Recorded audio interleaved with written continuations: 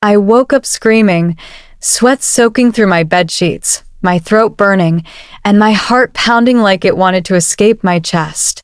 The echo of my father's voice was still in my ears. "Josephine, do not come here. Please, run back to God." His words, his eyes, they were not human anymore. They were full of torment, of hopelessness, of judgment. I saw fire crawling up his back. I saw chains ripping through his skin. And I saw a darkness that no light could pierce. This was not just a dream. This was something else. I could still smell the burning flesh. I could still feel the heat licking my face. I could still hear the screaming, not just his, but millions of voices crying out from a place where mercy was no longer available. What shattered me the most was not that I saw my dad in hell. It was what he said before he disappeared into the flame. That one sentence, his last words, ripped through my soul like a blade. And that was the moment I knew. My life could never stay the same. But before I continue, let me just take a moment to say thank you. Thank you to all my amazing subscribers. Your love and support keep this channel going strong. And to everyone watching who has not subscribed yet, I cannot wait for you to join this growing family. Every subscription is fuel. It gives life to these messages and helps them reach souls who need them most. Please do not forget to leave your thoughts in the comments. I truly want to hear what you feel as you listen. Now, let me take you back to where it all began. My name is Josephine. I was born and raised in Billings, Montana. People know it for its beauty, the Yellowstone River, the soft hills, the quiet life. But behind the calm was a storm in my soul. I grew up in church. I knew how to say the right things. I raised my hands during worship, but I had no real relationship with God. I prayed when things went wrong. I repented when I got caught. My heart was lukewarm, and worse, I thought that was enough. I was 31 when this happened. It was March 2023. By then, I had walked away from most church things. My dad passed away 5 years earlier. I never forgave him. He was abusive when I was little. He cheated on my mom. He drank. And in my pride, I convinced myself he got what he deserved when he died suddenly of a heart attack. But deep down, I had not healed. I hated that man. And I hated what he turned me into. By day, I looked polished. I worked in a dental clinic, smiled a lot, kept myself busy. But at night, I drowned in guilt, shame, and secret sins I could not talk about. I had anger issues, bitterness, a hidden addiction to explicit content. I used to look at myself in the mirror and feel disgusted. But I still told myself, I am not that bad. I have seen worse. I thought God was silent because I was too broken to be fixed. Then the dream came. It was a cold Tuesday night. I had not prayed in weeks. I remember falling asleep after scrolling through my phone for hours, numb, detached, uninterested in life. But something strange happened. I felt myself being pulled, like my spirit was sucked out of my body. At first, I thought I was dying. Everything around me turned pitch black. I could not feel my bed. I could not move. I could not even scream. And then I heard footsteps. Heavy. Slow. Followed by screams. Horrible, blood-curdling screams. That was when I saw it. The fire. The chains. The endless pit. And in the middle of it, my father, reaching out to me with his burnt hands, weeping, sobbing, shaking his head. And then he spoke. "Josephine, do not come here. Please, run back to God." Then, just before he vanished, he said something else. Something I never expected. Something I had buried deep and tried to forget. It was those final words. That broke me. And I will share them with you. In a moment, his voice was like thunder wrapped in sorrow, full of regret and desperation. My father, who never apologized in real life, looked straight into my soul in that vision and whispered, "I should have led you to God, but I led you to sin.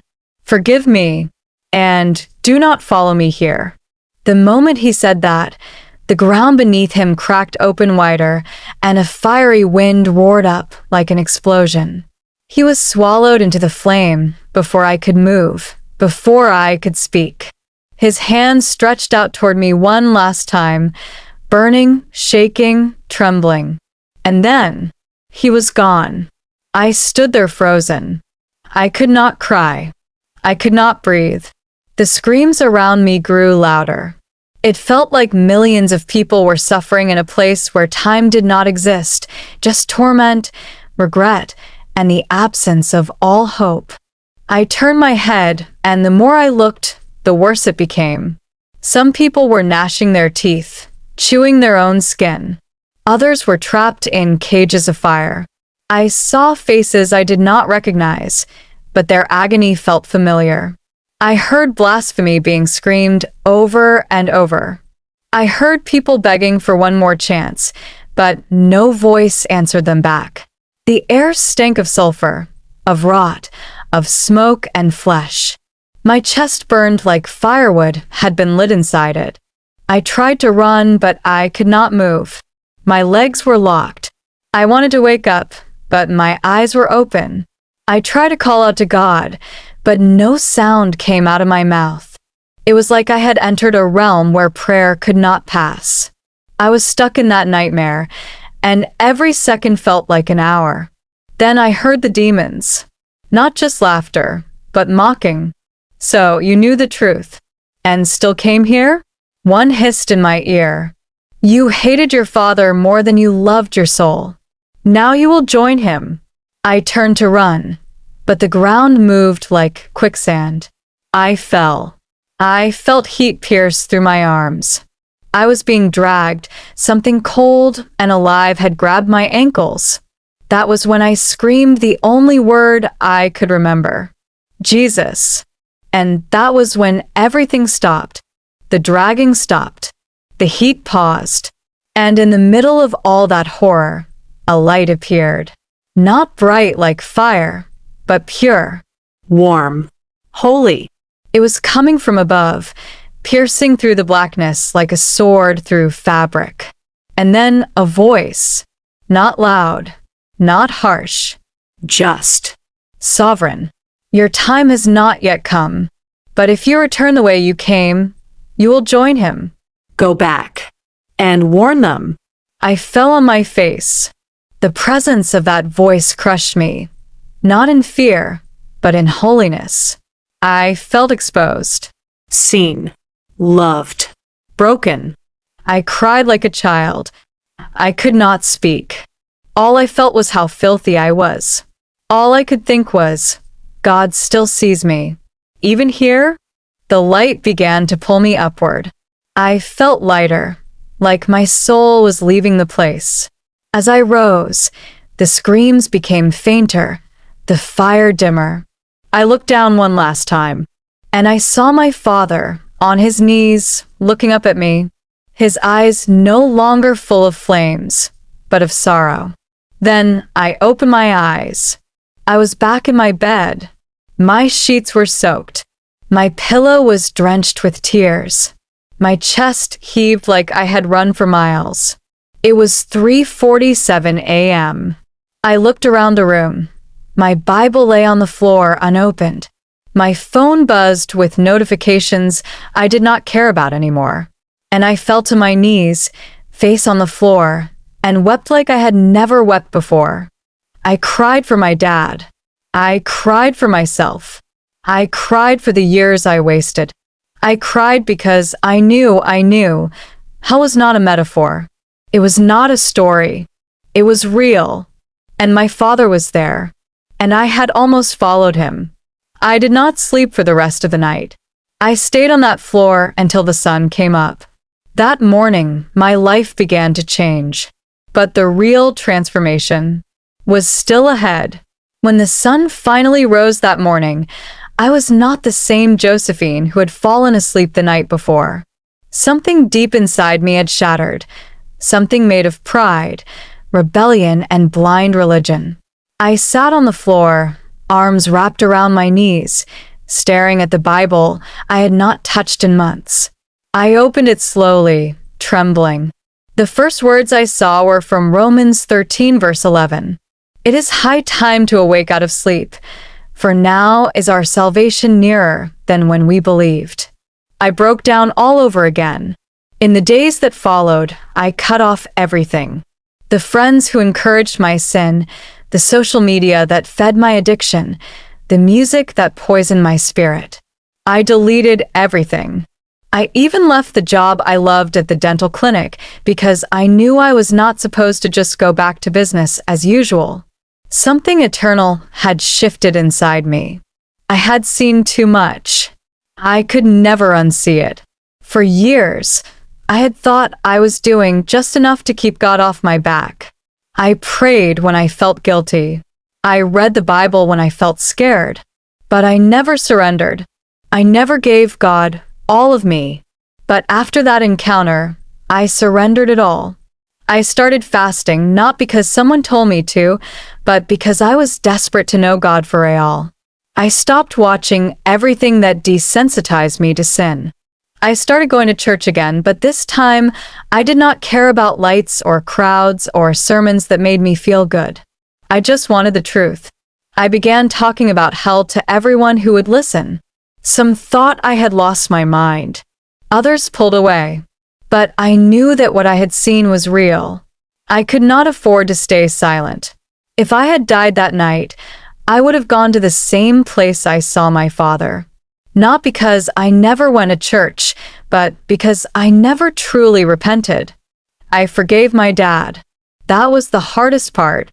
I had blamed him for years, for my brokenness, my bitterness, my battles. But I realized that holding on to hatred would only lead me where he had gone. I wrote a letter I could never send and read it aloud at his grave. I told him I forgave him. I told him I loved him. And I told him I would not waste my second chance. Today, I live differently. I no longer chase success like I used to. I no longer measure my worth by relationships or money or praise. I live with eternity in mind. I cannot unhear those screams. I cannot forget the heat on my skin.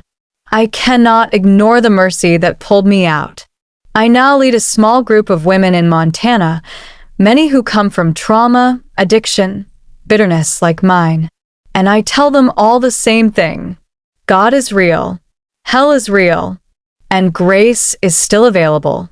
But not forever. If you are watching this, I am begging you. Do not play with your soul. Do not let pride keep you from surrendering. If you are caught in secret sin, confess it. If you have walked away from God, run back. I saw my father in hell, and his final words to me were this: do not come here. Please listen before it is too late.